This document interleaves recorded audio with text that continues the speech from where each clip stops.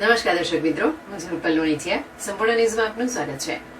દાંતીવાડા તાલુકાના ભાખર મોટી બસ સ્ટેશનથી લક્ષ્મીપુરા પ્રાથમિક શાળા સુધીના માર્ગને પાકો ડામર રોડ બનાવવા માટે મંજૂરી મળતા રૂપિયા 1.20 કરોડના ખર્ચે બનનાર રોડનું ખાતમુહૂર્ત ધારાસભ્ય માવજીભાઈ દેસાઈના હસ્તે કરવામાં આવ્યું હતું.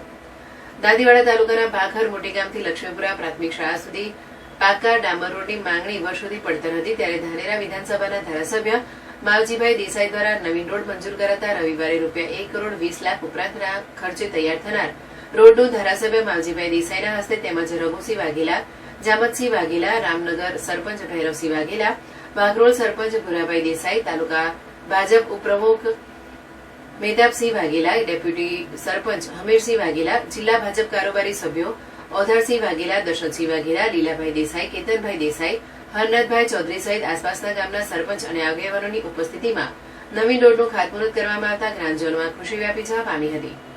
ધાનેરા અને દાંતીવાડાની જનતાએ હંમેશા મને સ્નેહ અને પ્રેમ આપ્યો છે, તેના પરિણામ થકી હું સમર્પિત ભાવથી આપની સેવા કરી શકું છું.